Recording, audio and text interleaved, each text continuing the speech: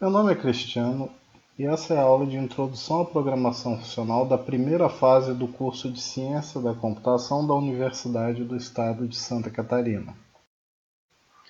De uma forma bastante simplificada, linguagens de programação podem ser classificadas como pertencentes a dois principais paradigmas de programação: o paradigma imperativo e o paradigma declarativo. Em linguagens imperativas, os programas são construídos predominantemente com comandos ou instruções, enquanto que em linguagens declarativas predominam as declarações. Mas o que são sentenças imperativas? Vamos usar sentenças em português como exemplo. Sentenças imperativas expressam um comando, uma ordem. Por exemplo, saia da sala, apague o quadro. Enquanto sentenças declarativas expressam afirmações que assumimos ser verdadeiras. Por exemplo, esta cadeira é azul, ela está sentada. Agora, alguns exemplos de sentenças em linguagem C, que é uma linguagem classificada como imperativo. Como tal, programas em linguagem C são escritos predominantemente com sentenças imperativas, por exemplo, a alteração de um valor armazenado em uma área de memória. Aqui temos uma sentença que altera uma área de memória, a variável A, com seu valor acrescido em 1.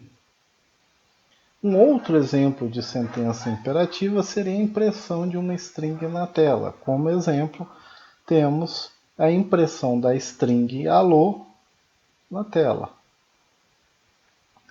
Mas a linguagem C também possui sentenças declarativas, como por exemplo quando reservamos uma área de memória para armazenar um determinado tipo de dado. Por exemplo, a declaração da variável A como sendo uma variável que vai armazenar um inteiro.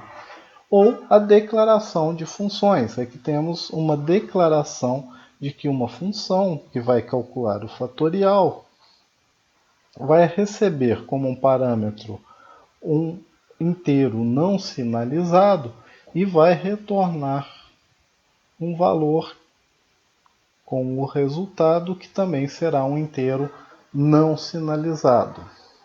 A linguagem escolhida para introduzir programação funcional foi a linguagem Haskell. Essa escolha foi feita por se tratar de uma linguagem funcional pura. Haskell não possui sentenças imperativas, programamos usando apenas declarações de funções. E essas funções são similares a funções matemáticas, não causam efeitos colaterais. Mas o que são efeitos colaterais? Um efeito colateral é a alteração de um estado do computador, por exemplo, um estado de memória, de forma que essa alteração possa afetar uma computação futura. Usualmente, programas de computador são criados para causar efeitos colaterais. O modelo de computação sobre o qual os computadores são construídos é imperativo. As instruções dos processadores existentes têm como objetivo causar efeitos colaterais. Por isso, a maioria das linguagens de programação são imperativas, ou pelo menos possuem um conjunto de instruções imperativas. Haskell é uma das poucas exceções. Não temos na linguagem Haskell a ideia de alterar um estado de memória, como encontrado na grande maioria das linguagens de programação. Não podemos, por exemplo, atribuir a uma variável um valor 1 e, posteriormente, alterar o valor dessa variável, dessa área de memória, para o valor armazenado anteriormente mais 1, como nesse exemplo, bastante comum em linguagens imperativas. Uma variável em Haskell tem o mesmo sentido que uma variável matemática. Quando declaramos que uma variável possui um determinado valor, naquele contexto o valor da variável é imutável. Ele não pode ser alterado. Então não encontramos em Haskell sentenças imperativas como essa. como consequência, em Haskell não existe comandos para loops como esse. A única forma de se implementar iteração é por meio de recursão. É bastante comum ouvirmos, como eu acabei de falar, que em linguagens funcionais não existe isso, não existe aquilo. Mas por que a ausência de algo como efeitos colaterais pode ser bom? O fato de não poder causar efeitos colaterais torna programas escritos em linguagens funcionais muito mais comportados, muito mais previsíveis, mais fácil de garantir seu comportamento. Mas isso é assunto para uma aula futura. Outra característica que garante o bom comportamento de programas escritos em Haskell é Haskell ser uma linguagem estaticamente tipada. Estático e dinâmico possuem vários significados na ciência da computação, mas quando estamos tratando de linguagem de programação, geralmente estático significa em tempo de compilação e dinâmico em tempo de execução. Portanto, em Haskell, os tipos de todas as expressões são determinados em tempo de compilação. Apesar dos tipos serem determinados em tempo de compilação, Haskell não obriga, como ocorre na maioria das linguagens de programação, que o programador informe os tipos das funções. Um algoritmo bastante sofisticado de inferência de tipos é capaz de determinar o tipo de cada variável ou função pelo seu uso. No slide anterior eu mencionei tempo de compilação. Mas o que é compilação? Compilação é uma tradução. O processador de um computador não é capaz de executar programas escritos em linguagens de alto nível, como Haskell, C ou Python. Um processador entende apenas programas escritos usando seu conjunto de instruções. Linguagens de alto nível são projetadas para facilitar a escrita de programas. Programas escritos nessas linguagens precisam ser traduzidos para a linguagem que o computador entende, a linguagem de máquina.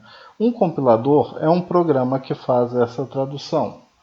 Traduz uma linguagem de alto nível para a linguagem de máquina, podendo no processo gerar um arquivo executável.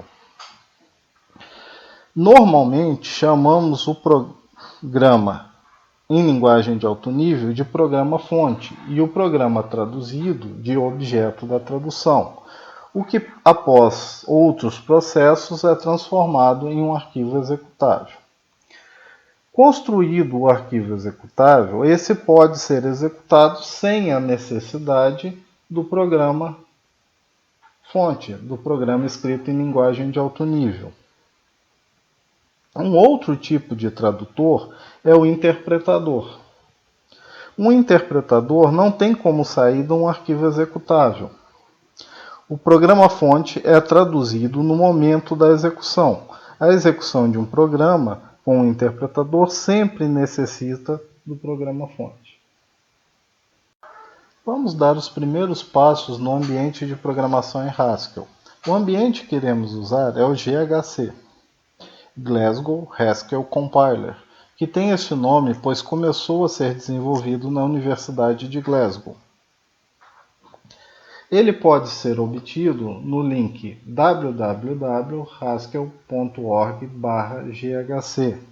Haskell possui tanto um interpretador quanto um compilador. Nas aulas iniciais usaremos o interpretador. O interpretador Haskell é um REPL, um ambiente interativo de programação, no qual você pode digitar uma expressão, essa expressão será avaliada, o resultado da expressão será impresso e o ambiente irá esperar uma nova expressão, começando o processo todo novamente. Eu já tenho o GHC instalado no meu computador. Caso você não possa instalar o GHC, uma alternativa é o site Replit, que fornece interfaces web para REPLs de várias linguagens. Tendo o GHC instalado, no prompt de comando, podemos chamar o interpretador digitando GHCI. e começamos a executar o interpretador Haskell. Aqui você pode digitar uma expressão, por exemplo, 2 mais 3. Essa expressão será avaliada e o resultado impresso. Então o ambiente esperará uma nova expressão. Tudo que você digitar no interpretador será considerado uma expressão Haskell e ela será avaliada como tal, exceto se você começar com o caractere 2 pontos. O interpretador recebe comandos após o caractere 2 pontos. Por exemplo, 2 pontos H lista todos os comandos possíveis para o interpretador. E 2 pontos Q sai do interpretador voltando ao prompt de comando. Voltaremos a usar o interpretador Haskell na próxima aula.